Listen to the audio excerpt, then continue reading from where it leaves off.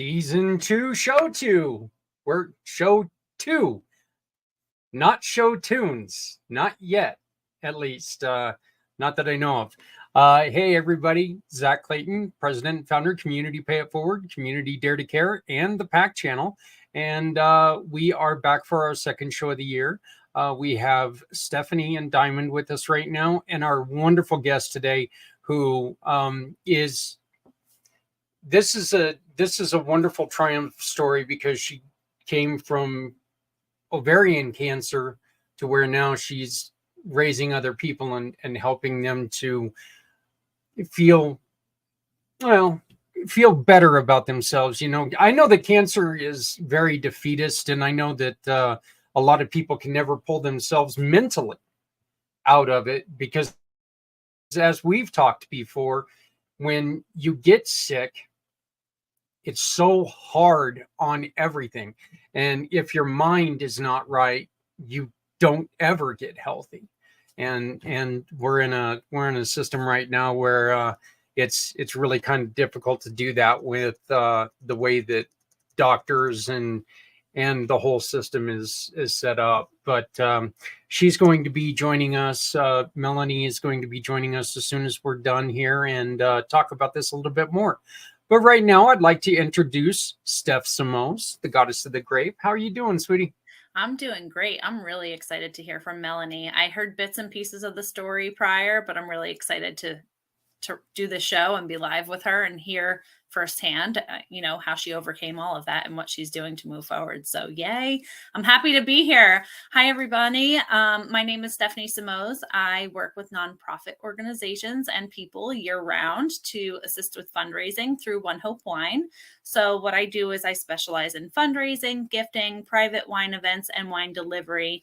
And as I always say, when you pour a glass of wine or send a gift, it's really a great feeling to know that that bottle is making an impact for a nonprofit organization that's important to you. Yes, you get to choose where that donation is going.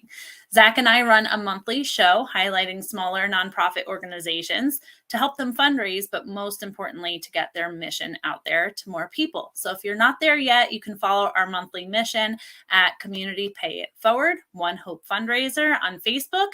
You can easily find it on my link tree that's right there on the screen.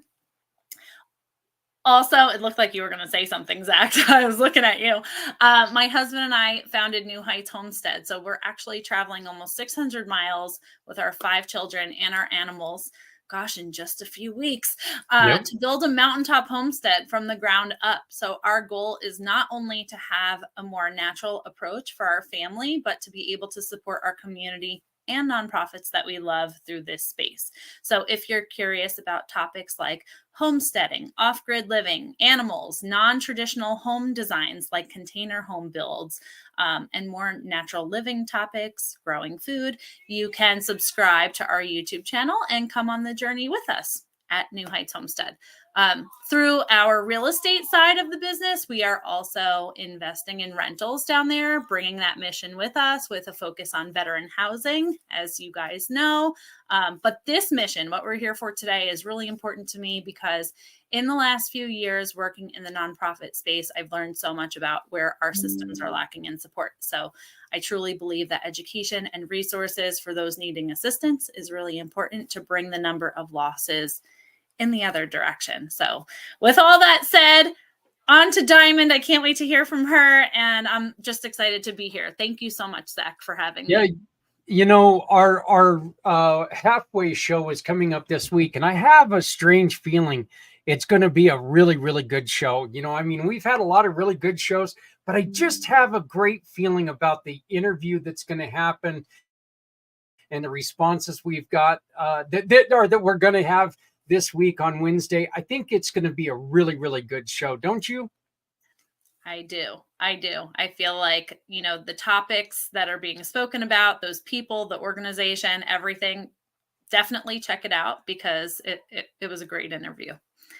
Yeah, hint. If you didn't get the hint, we kind of pre-recorded the show. Yeah, we pre-recorded it because one of our guests was out being a world traveler right now, so she's out spreading the great word of the human contract. So it's So we recorded on Saturday, and it's really a fascinating show. So, Diamond, it seems like we haven't spoke to you for a year.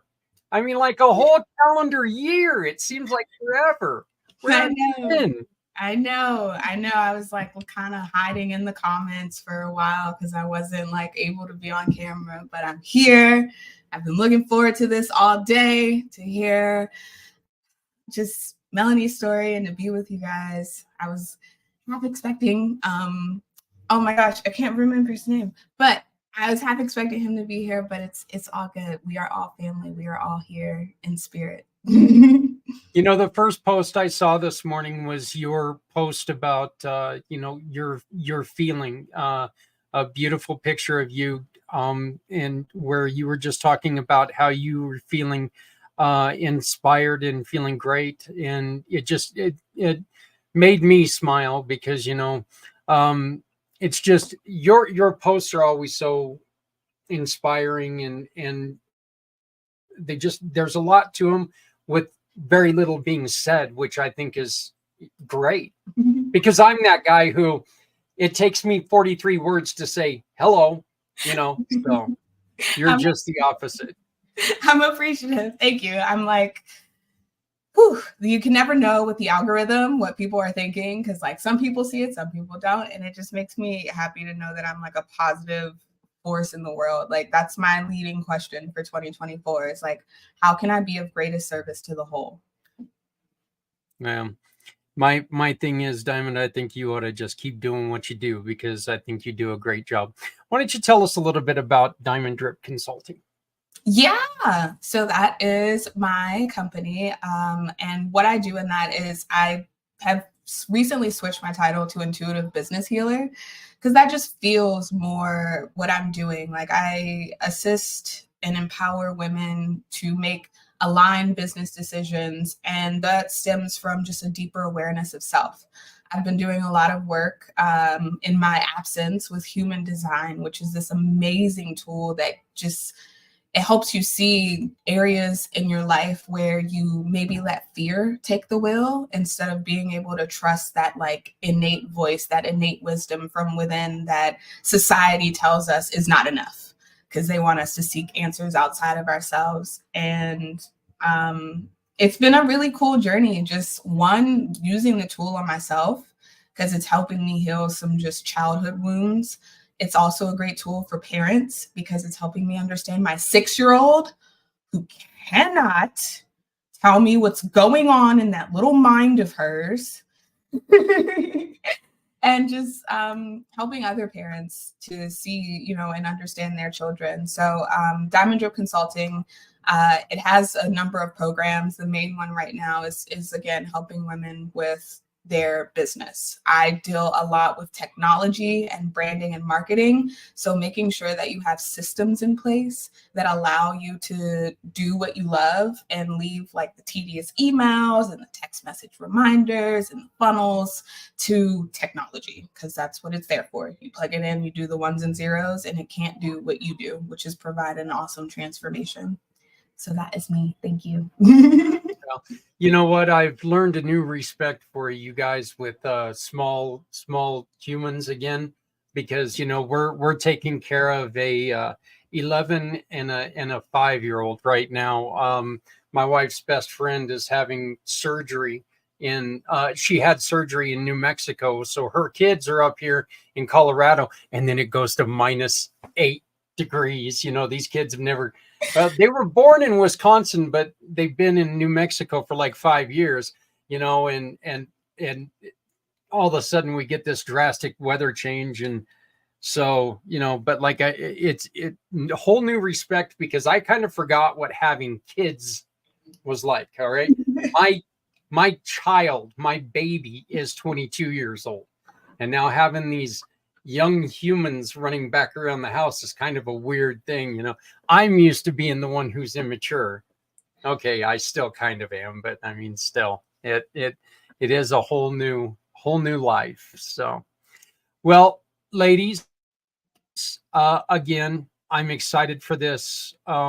We talk a lot about how we want to make sure that we focus on every aspect that we can with mental health. And I truly, after my accident, the mental health side of recovery was probably damaged even more than the fractures in my skull, my face, and my neck. The mental health of not being able to get the help that you needed, and having people telling you, this or that. So our guest today recovered from ovarian cancer, and she's wrote a book that the Ovary Jones, and I get a notification right there. And she runs a program called the Ovary Jones Show on LinkedIn, and it opens to a new tab. Look at that. Wow, thank God I did that. But her show is actually on on YouTube. So, but you can go there. So let's just go on ahead and bring her on. Melanie, how are you? I'm well, Zach. It's so good to see you and Stephanie and Hyman. Thank you. And everybody. I appreciate having me here. Yeah. I know I left out a whole bunch on your on what you do, because you do a lot. You do a lot to help people. You go and you sing and lose your voice. I do not sing. That is the one thing I don't do. The first time I saw her, she had no voice, and I was, we barely met each other, and she had no voice, and I'm asking, and she was going on a trip, and I said, "Are you going there to continue to sing?" Yes, no. And she's, and with her no voice, she was like, "No, that's not me." So, but so I still have to comment on that. But Melanie, tell us a little bit about what happened and your journey with recovery. So thank you, Zach. So it's a brand new year, right? So imagine, a lot of people love to set New Year's goals, right? Business goals. And that's what I'm all about, because I am a business coach. And so this is the time of the year we set new goals, and we're excited to roll up our sleeves and dive in and, just have an amazing year. But imagine, instead of reaching your goals this year, your doctor told you were going to die. Like, what would you do? So it's been 5 years since my doctor told me I only had months to live. And I will tell you, that is a big thing to hear. Not a fun thing to hear, but I was really annoyed, because I was diagnosed on New Year's Eve, 2018. And my oncologist told me, "Don't worry, Melanie, I'm going to keep you out of pain to the very end." That was her message of hope to me. I had a grapefruit-sized tumor crushing my spinal column, and it was causing me to feel like I was being electrocuted. And I was really frustrated, because I had goals for 2019, and cancer didn't make an appointment, and dying wasn't on my to-do list. So, spoiler alert, I am not dead. I had an 11% shot at survival, but thank God for that. I was right. 11 isn't 0. And friends, I'm not a bit mad that my doctor was wrong. Did it, what was the effect on you when they told you, did you kind of take it like, do you have any idea who the hell I am? And why are you telling me that I'm going to die? You don't know me. Yeah, no. It was a lot to take in, and they're doctors, right? So they've got to know. And so I was trying to come to grips with, I guess this is it, And I remember coming back from radiation one day, a couple days after I was diagnosed, and my son was sitting in the room writing a note because he thought he missed me. And we had a nice little visit. When he left, I picked up that notebook that he was writing in, and he said, "Mom, you don't have to worry about me. This is going to be the hardest thing I ever go through, but I'm going to get through it and you're going to be proud of me. Don't worry about me. Enjoy heaven. And that's when it got really real, really fast. And, what do you do? And I was so consumed in mourning my own passing that I almost forgot that I was still alive. And I think that's the one thing that we all have to do. Everybody watching, you guys here, we're alive. And it's a gift. And if we can stay present in the moment, who knows how much time we all have left? Nobody knows that, but we're all right here, right now. When was it that the switch in your head, when was it that it was like, you know what? I'm not dead. I don't want to die. I'm going to make a change to things. And what was it that brought that on? Well, I always knew I didn't want to die, first of all, but I wasn't kind of like, okay. But it took me a little bit, and it took a really wise coach and colleague who said to me, what would it take, Melanie, for you to be thankful for your cancer? I thought she had fallen off her rocker and hit her little head, like there is no way I could be thankful for my cancer. But she really persisted. What would it take for you to be thankful right here, right now, in the moment? And it really planted a seed. And I started focusing on, okay, what am I grateful for? And the first thing I was grateful for is that I didn't get hit by a bus. I mean, I had time to tell my family, tell everybody how much I love them. And, I had that time. And then, of course, as time started to progress, I started really focusing on my gratitude and more what I could be thankful for and staying in the moment, because we spend so much of our time worrying about the future or regretting the past that we're just not right here in the moment. And right here in the moment, we're all good. Diamond, did you have anything? Oh, I was literally just scratching my head, but I do agree. Like, we do spend a lot of time living in the past or thinking about the future. So to be present and grateful for the moment is just such a blessing. But I'm going to say blessing. So blessing's just fine. Stephanie? I'll jump in. So obviously, I mean, you went through probably standard treatment as they recommended, right? Or was there anything that you did differently than most people in your situation would do? Because you came out with different results. So, was it your mindset? Was it different activities? Did you do things in addition to what the doctors were recommending for you? I'm just curious what approach you took to the whole situation.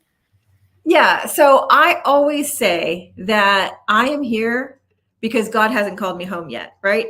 So I will always go back to that. I didn't cure my cancer. However, what I will say is we can have a whole big, huge impact on our lives in every aspect with our mindset. And so there is research finally now that is catching up to us, and it is confirming the role mindset plays on our health. So there's a study of breast cancer patients showing the impact of integrating mind with the body care. And those patients who focused on their mindset and did all the things, the bulking surgery, the chemo, the whatever, we've got great doctors focusing on our bodies. But when we integrate the mindset piece of that and really work on the mental health side, those patients had a 45% lower risk of recurrence and a 56% lower risk of dying from breast cancer. So the research is catching up with us. And I always say, what did I do differently? I was so blessed. I always say my career saved my life, because I had been working on mindset with my clients and with myself for the years leading up to that life quake. And I hate to think where I would have been if I didn't have that one coach challenge my perspective and help me stay in the moment. What was the first thought when you heard you're cancer free? Well, I don't know. So with a cancer diagnosis like that, a lot of times people never really feel completely out of the woods. So when you live, it's called NED, right? For those of you that have had people that they know gone through cancer, if you've gone through cancer yourself, it's no evidence of disease. And so there's all kinds of feelings. And this is kind of something I've been focusing on with my podcast lately, is the survivorhood, because we have a lot of feelings dealing with the diagnosis, but we've got all kinds of people helping us through all of the battle. But when we get that survivor title, then everybody, suddenly kind of gone. We don't have a team of oncologists anymore monitoring our every thought and move and, action. So we're kind of on our own. So coming to terms with the survivorhood, there's a lot of survivor guilt. There's a lot of emotions. It's a new ball of emotions that you have to kind of unravel.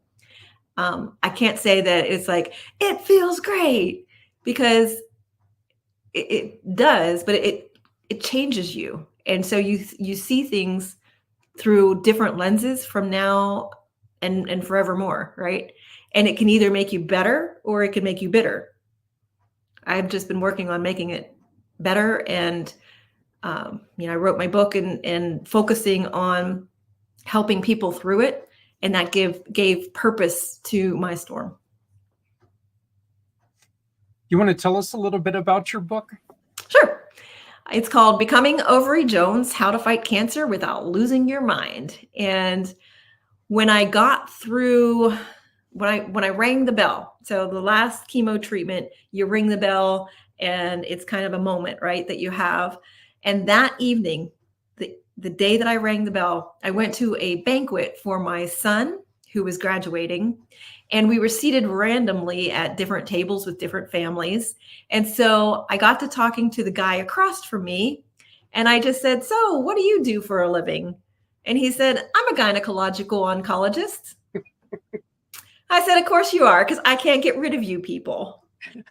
And I told him that I had just rung the bell that day. He made fun of my, just, in kindly, but teased that he could see my wig. And it wasn't that great of a wig. I trust me. But we got to talking, and he commented on my attitude. And I said, well, it just happens to be that I am a business success coach, and we work a lot on mindset. And of course, the old saying, attitude determines your altitude. So attitude's a big part of it.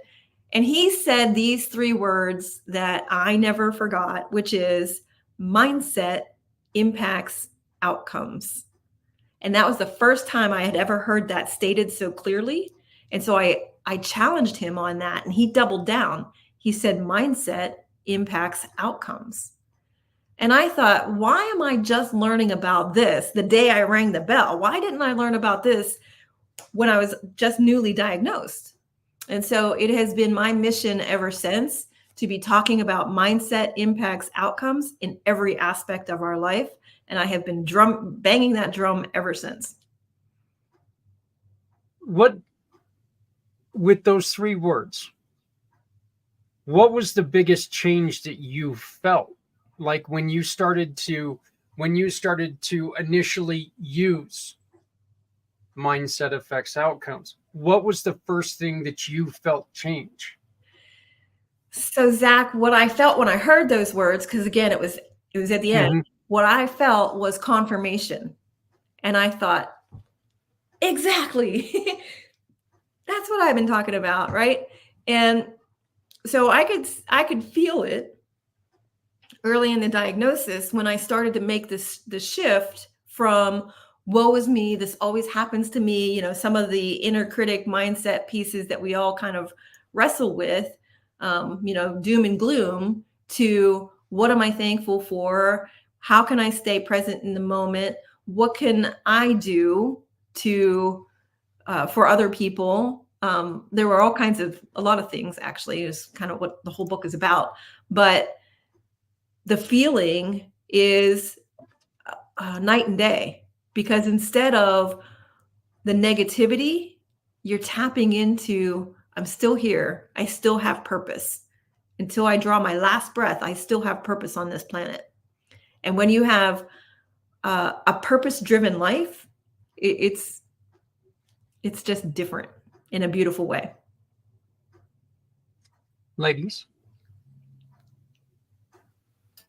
Oh my gosh, I'm just like loving it so much, because this is exactly like the work that I've been doing, like uncovering that link between the mind and the body, and how the mind can just like, especially once it's been conditioned, like I literally read today that for generator children with sacral authority, they're supposed to respond with like and sacral sounds. But in this society, we've been conditioned to believe that those are impolite. And so what happens is they suppress that just innate urge to express themselves in that way. And it develops into like thyroid issues, because their voice is like, literally they're having to like resist this innate purge. And like those instances of kind of like conditioning and trauma to the body at that young age, as we like mature, like that shows up as health issues. Mm-hmm. It shows up as, you know, all of this. So it's just one of those things where it's like, I am like so happy that like you had already started the path of like mindset work with the business success coaching. And when you got that, you know, terminal diagnosis, it was like, this is just, you know, that like, this is one of the things. It's like the obstacle is not going to get bigger. The person is going to get bigger, and I'm going to get through this. So I'm just like, I love that, Diamond. I absolutely love that. And it is so true. And it's every aspect, it permeates every aspect of our life. So surgeons are intrigued and fascinated by the will to live, right? Why can some patients just go through Herculean strength to overcome, you know, impossible odds, and, you know, while others don't? But, you know, sports enthusiasts are just obsessed with the will to win, right? And of course, as business coaches, we're fascinated with the will to succeed. But that will, that mindset permeates every aspect of our life. I have a friend of mine who is a very successful, good-looking guy, and he was successful in every other area of his life, but he was alone. He could not find love. And he had everything going for him. So women were not scarce.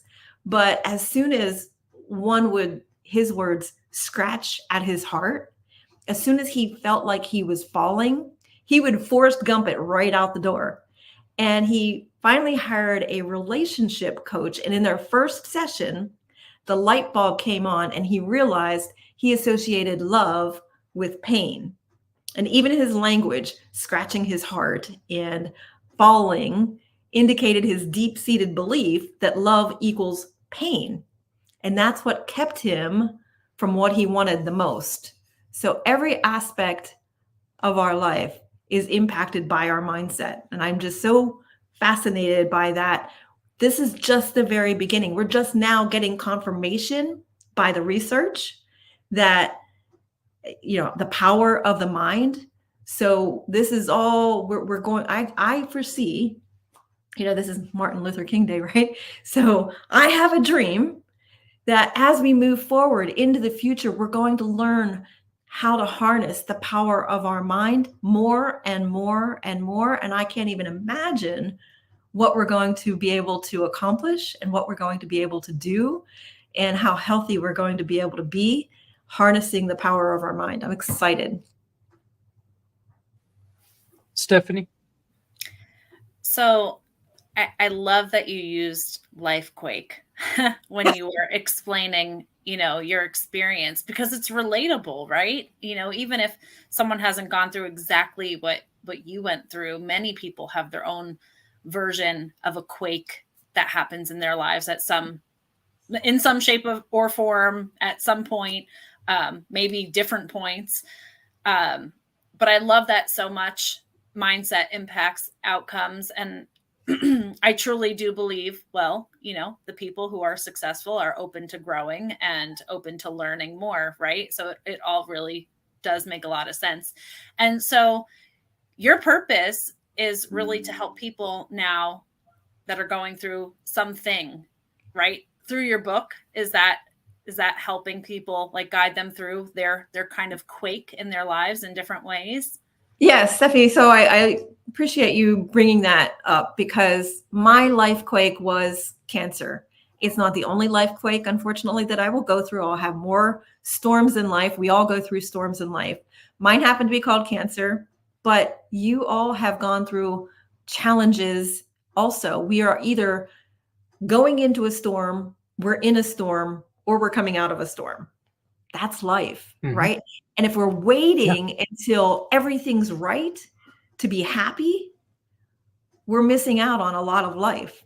So we can't just wait until all of the things are just right. We've got to figure out how to dance in the storms, how to have meaning and find purpose in the storms. And what are we growing? What are we learning? So, and I appreciate you also, Stephanie, bringing up my purpose, because writing Becoming Ovary Jones was definitely something that, talk about mindset.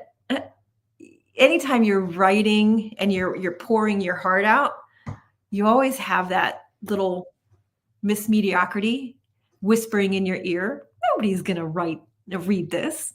Who do you think you are, an author? And I kept flicking Miss Mediocrity off my shoulder day in and day out. And I was like, if just one person reads this and finds value in the words that I pen, then it's all worthwhile. And I will say, I didn't expect it to become an Amazon bestseller. I didn't expect people to write messages. Like, I never even thought, when I've read great books before, to look up the author and track them down on social media. So I was really surprised. The first message I got was from a woman named Keisha, and she's from the UK. And she wrote, "You got me through my darkest days. Love to you, Miss Ovary Jones." And I have memorized those words because they meant so much to me. And it didn't matter if I never got any messages ever again. That one message, Keisha, was the one that I wrote that book for. And it's just been incredible. So my purpose on this planet is to become while helping others to become, because we're always becoming. There is no finish line. So, and every year I kind of play around with what I'm becoming. So I am becoming resilient. I am becoming impactful. And I'm ultimately becoming more and more fulfilled every day, every hour. And I'm helping others become resilient, impactful, and fulfilled. So unfortunately, my internet is starting to fluctuate due to this wonderful weather the United States is going through. So if I lose you guys, I'm sorry. I will get back in as soon as I can. But I'm loving this conversation. Tell me this, Melanie, what is a New Year's resolution like for you now? Because this happened on New Year's Eve. And now it's got to be so much more, even if it's not per se a resolution, it's got to be so much more powerful now, because now you've seen the ugly face of the demise. So every year, thank you, Zach, every year now, I try to slip away around New Year's to reflect. And so when we go through a life quake, it's just not one chapter ends and a new chapter begins. When you really go through a life quake, it shakes you up. The pieces fall apart, and the pieces don't always go back together quite the same. You never see life quite the same again. And so I have a friend of mine whose wife beat ovarian cancer 22 years ago. And every year she slips away somewhere in the world to reflect on the gratitude that she has, the blessings that she's had, and the impact that that has had on her life. And so I try to do that now also. And so I just got back into the country. As a matter of fact, when you and I spoke, I had just gotten back, I believe, but I slipped away to another country and somewhere tropical where this weather wasn't, where it wasn't, where it was warmer. And I was reflecting on all the blessings that the last 5 years have ushered in, and all of the things that I still want to pour out, and I still want to help, and I still want to increase my impact, and I want to serve. And I think when we focus our life on getting, then everything is kind of short-lived. But when we focus on giving, it has so much more meaning.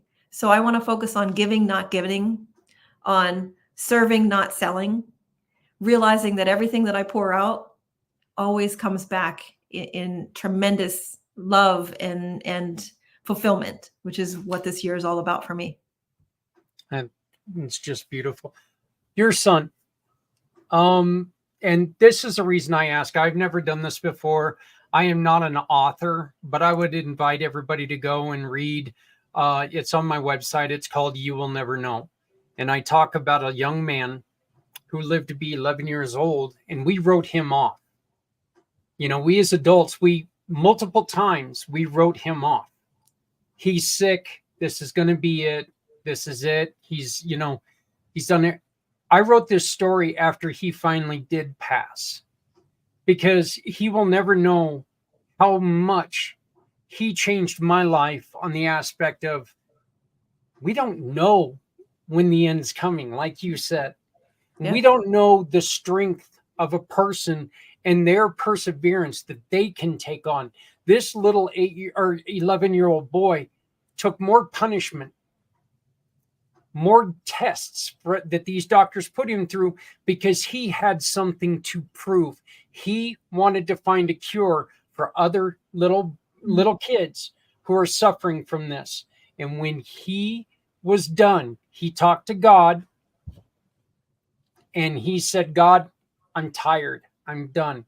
And he will never know how much his strength affected my life. How does your son feel now, knowing that you found that note? What is his thoughts? Well, I actually have 3 kids. The oldest name is Nicholas, and Nick was the one that wrote that letter. And then I have a pair of twins, boy-girl twins, because God knew I'd never be able to tell them apart. Huh. Twins, by the way, are not buy one, get one free. Just saying. But anyway, so I'm extremely proud of all 3 of my children. It was something that, one person doesn't go through cancer. The whole family goes through a diagnosis like that. And so I'm very proud of all of them for really just standing up in the storm, not crumbling, and, just focusing on the day. So Nicholas has done a phenomenal job, and I really am proud of him. And I'm just so blessed to be here seeing all the progress that he's made. And I can tell him how proud I am of him. And as he continues to grow, but he's now a young adult. All my children are also, but he now has 3 investment properties, and he is just an incredible entrepreneur. I couldn't be any prouder of my kids, but they got stronger through that storm. And so, I always ask myself, how can I be thankful for my cancer? One of the things that I'm thankful for is how my kids became more resilient through that storm, the impact it had on their life. Well, Stephanie, if you had nothing else to talk to her about, we've got something now, huh? Well, I'm also a twin mom, so we share that in common. But Melanie, it's so funny as you're speaking. It's almost like a very similar storm and life to kind of what we experienced here. So, and it's really funny the way you described it, that if you can just help one person. Zach, I'm sure you've heard me say that many a times. I share our story about pandas and pans that's impacted my son. It's not rare. It's just rarely diagnosed. Actually, this month, about this time this month, 8 years ago is when our storm started. And I just feel like we're starting to release it and move forward from it. And it's true that, everybody is stronger coming out the other side of it. But this farm dream that we had, that we're now finally moving to, we had then, and everything was put at a standstill because medical bills were out of pocket for him. And of course, nothing is more important than the health of your child, right? Mm-hmm. So, and I share a lot often, and I share on my social channels, because it is at least 1 in 200 kids, and it's often misdiagnosed. So I always say, if our story can help just one other family get their child in front of the right doctor a little bit more quickly, then it's all worth it, So that's kind of our health conscious approach to the farm and the diet and the food and all of that. But I love hearing from you in a completely different perspective, but the message is so similar, of how you just want to help people through your purpose and through your storm and what you've been through. And kudos to your kiddos for coming out stronger. And I love the entrepreneurship too. Oh my goodness. I can keep going, Zach, so I'm going to stop now. But I love all of it so much. So do you share about those things too on your YouTube channel? Can you talk about that a little bit? So on my YouTube channel, yes, it's really a lot about, I really wanted to create a platform for survivors and people that have gone through storms, so that they could share their experiences, some tips, some things that they've learned. But most importantly, there's hope when we're not alone. A lot of times we're going to feel like we've got our back up against the ropes, and, it can be very frustrating because we've planned our whole life out and it's supposed to be so great. And now I didn't expect this storm to blow in, right? So it's really a lot of people who have had experiences like that, what they learned from those experiences. And what I have found that so many survivors have shared was they were thankful for that thorn in their side. They were thankful for that storm because it shifted their perspective. And in many cases, they changed the trajectory of their career, or they changed something about themselves. And they now live on purpose, much more intentionally, grateful every day for that storm. So, the pieces don't go back together exactly the way they fell apart. They go back differently. And it's the storms in our lives that we learn from, and the storms that we can share to help other people too. So Becoming Ovarian Jones is on Amazon. Anybody can pick that up. The podcast is really just trying to let other people share their stories and share the lessons they learned in the storms of life. Because when we're looking for them, we can find the silver linings in all of the storms that we go through. But sometimes we have to look for them. There's times, and there's not a single person on this screen right now. There's not a single person that's watching this that's not went through something where their first thought was, how am I going to get through this? What the hell do I have to do to get through what I'm going through? And persistence, and just not giving up, not giving up. Going ahead, please.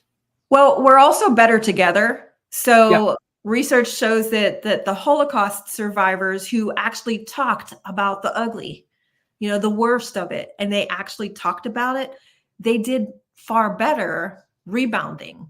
So talking about it, sharing it.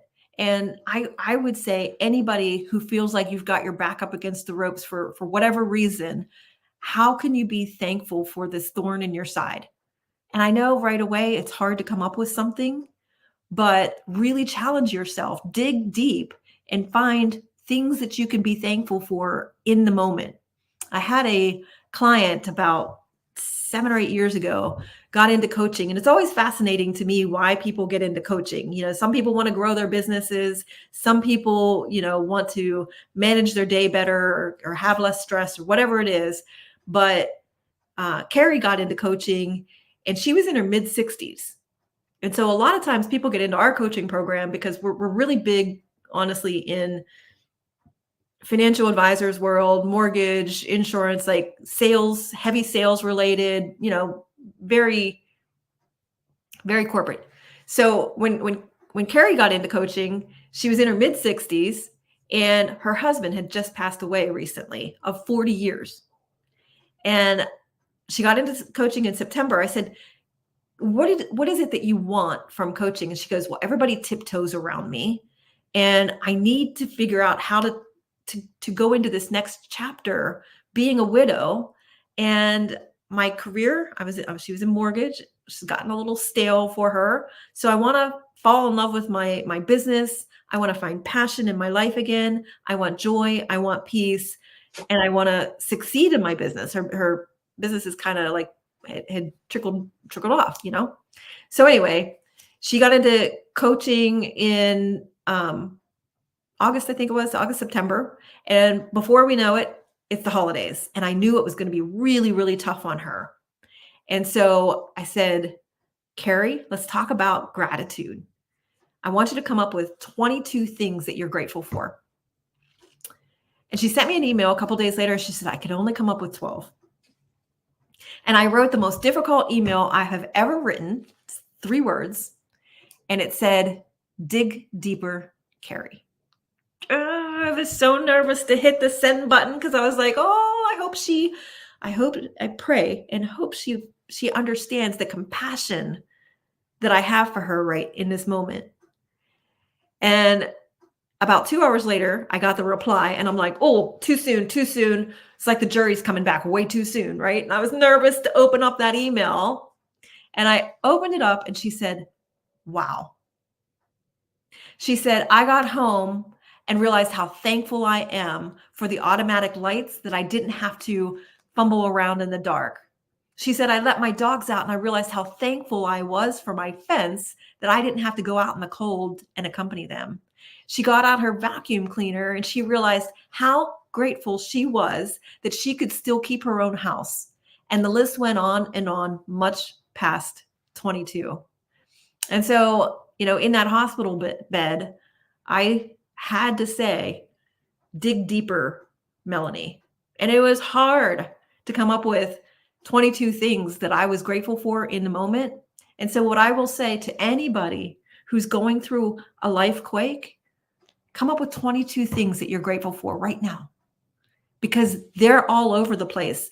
We can program our mind to see the good, or we will see the bad, because we have negative, we see the negative much easier than we see the positive. We have to program ourselves to see the positive, right? So program yourself to see the good. If we're looking for the good, what do you think we're going to find? We're going to find more good, right? But it's easy to do, but it's also easy not to do. And most people don't. But let's be uncommon. Let's search for the good. Let's find things to be thankful for, even when we're up against a life quake. Diamond, let me ask you, you also are a coach, and what are you hearing right now? I would love to get your thoughts on what you're hearing and maybe comparison or even contrast. Yeah, no, I was literally just listening to Melanie just now, and I was like, because in the last year of coaching, I've been very much a proponent of metrics outside of the self. So like, you come to me at the beginning of 6 months, you don't know what you're doing. By the end, you're going to have measurable results. You're going to have an online presence. You're going to have these things. But mindset work has always been something that I knew was important, especially with like my journey in overcoming depression. Like, it's super important. And this going into this year, I've really been struggling because that little, what is it, Miss Mediocrity, that little voice has been like, so you just want to like help people feel better, like, and not talk about business as much. Like, I don't think anyone's going to go for that. They know you for business. Like, and to just hear the story of how Melanie helped her client was like, go deeper. Like sometimes people just need that little extra push when they don't think that they can dig deeper or think of the positive or whatever it is. Like that can be so crucial for somebody. And it's just honestly like, besides the fact that you like, you know, beat cancer, like that's amazing in itself, but just the work that you're doing, just as a success coach in this work is so beautiful, and it's needed. It's one of those things that I feel like every business coach should do a little mindset work. We don't always. In my case, it was because of fear, because I didn't think anybody would, you know, listen to me. But it's so important and it's so necessary. And I'm just like all of the love right now. I love the little graphics you've got going. That is so cool. What did that mean to you, Melanie? Well, I just want to really encourage you, Diamond, to lean in, because mindset impacts every aspect of our life. Mindset impacts outcomes. Mindset impacts income. Mindset impacts everything. So as a business coach, if somebody's goal is to, you know, double their income, we can reverse engineer. We can, you know, figure out exactly what they need in order to do that. But if they have fear, or if they believe that they can't do it, they're not going to do it. So we have to coach them on mindset, because otherwise they're going to get up and, you know, to the batter's box and think, oh, I hope I don't strike out. Right. And if they're going at anything with that kind of apprehension, they're going to strike out. Right. So if we really want our clients to be successful, we have to lean in, and we have to understand that mindset is what's going to make them or break them. And it's, of course, their habits, but all of their habits are intertwined with their mindset. If they believe that, oh, I can't really be more efficient with my time, or I'm not a morning person, or I like to just be spontaneous, all of those beliefs are impacting their business. And if we get stuck in those thought holes and we never challenge them, and we as coaches, we don't challenge people to challenge their own thought holes, to think differently, then they're going to get the same results that they've always gotten. And that's not why they've hired you. Well, as you know, Henry Ford put it, whether you think you can or whether you think you can, you're right, you know. So Stephanie, I believe it was Ford that also said nothing happens until people sell something. Yeah. Uh-oh. Well, I might be in trouble there, but yeah, I coach a lot of salespeople, so that's why I know that one right off the top. Yeah.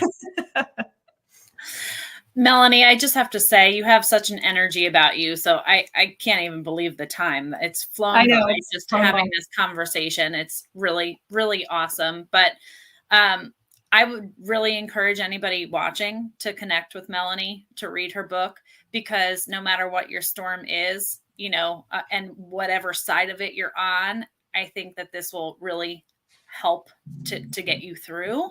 I would also really encourage people to connect with you. Just, I know for us, connecting with the people who understood our situation got me through that situation, because we were hitting brick walls with doctors, with, you know, family, friends, people who just didn't understand the storm we were really in. So truly, that kind of network that you're trying to create through your channels with, you know, people sharing their experiences, you just having an outlet for that is invaluable. I don't know if anybody's told you that yet, but just hearing that you're offering that is incredible. So I would really just encourage people to check out her channels and connect with her there, because that's huge. I know for us, it was life-saving for me to be able to be that strength to get us through. So that's awesome. We are all stronger together. So I appreciate that, Stephanie, and I've really appreciated our time together. And yes, it did fly by. But what I will say is, we have a human shared experience, and nobody escapes without going through storms. And that was one of probably the most fascinating, or dare I say weird comment that I got about my book was from people that didn't have cancer. And they were telling me how much they got out of reading my book. And I'm thinking to myself, well, why did you read it? Like, I don't know. But it is true. We all go through storms. For me, the big one, it was called cancer, but we all go through different storms. We all have to do the same thing, which is build up a healthy, strong, thriving mindset. And if I could leave you with one thought, it is, we are just at the very beginning. Research is catching up to us, but focus is power. Mindset is so powerful. And if you want to level up your business, if you want to be healthier, if you want to, whatever you want to do, it's going to come down to your mindset. So 2024, brand new year, let's crush some goals and see what kind of an impact we can make in our communities. We say it every show, no one needs to go it alone when we all come together. This is the perfect way to, unfortunately, have to bring this show to an end, because again, this show just needs to be longer. That's all there is to it. Unfortunately, we're all a little busy. I do want to bring this up, and I brought it up, in which you all will hear it on Wednesday, but I brought it up with our last guest. I met Melanie right here on Event Raptor at 2:00 tomorrow Eastern. They have a meeting. Go to this website, get into that meeting, because you meet some wonderful people. You hear some wonderful stories. And if you're a podcaster, if you're a storyteller, if you're a speaker, it's a free networking program, and there are people from everywhere. And they're not paying me to put this up there. I'm putting this up there because Melanie, our guests from Wednesday night, I've met these great people from here. Everyone has a story to tell. We need to make sure we're telling each other stories. Melanie, thank you for coming and telling us your story. Thank you so very much. I appreciate it. When does your show air? Well, I know consistency is a big thing. I happen to have my fingers in a whole lot of things right now. So I have a lot of previous episodes. I just did my 5-year episode from Antigua. It was, just me actually, which I have guests. I've never actually done just a solo show, but I did do a solo show from Antigua, just talking about, survivorhood and the new, just being 5 years. But I do have a lot of good guests coming up. So kind of just be on the lookout, and hopefully connect with me on LinkedIn. You'll always see them. All right. Your LinkedIn is, wrong one. All right. There you go. So there's your LinkedIn. People can always get a hold of you. So Stephanie, before you have to disappear, what have you learned today? There's a lot of strength in community, and Melanie's providing a strong foundation for that. And you are incredible for getting through what you went through. I just want to leave with that. There's a reason why you're here. You're meant to be here. It's a God. Thanks Diamond? for being here on the show. Thank you. Diamond? Yeah, the thing that I learned is something that I think I probably said it on our episode, but it's to feel the fear and do it anyway, because mindset is so important. It's one of those things that but you forget, because for whatever reason, life be lifing, and we forget that we have control over how we interpret the world that we live in. So I'm just really grateful for your presence here. Oh, thank you, Diamond. Look, and I'm just going to say it. Nobody has to go it alone when we all come together. And that's what we've learned. I want to thank you, all three of you, thank you so very much. Ladies, we will be talking to you two again next week. Melanie, I'll probably be talking to you a little bit tomorrow at some point in time. So thank you all very much. Please remember to love somebody out there, because there are people out here who love you.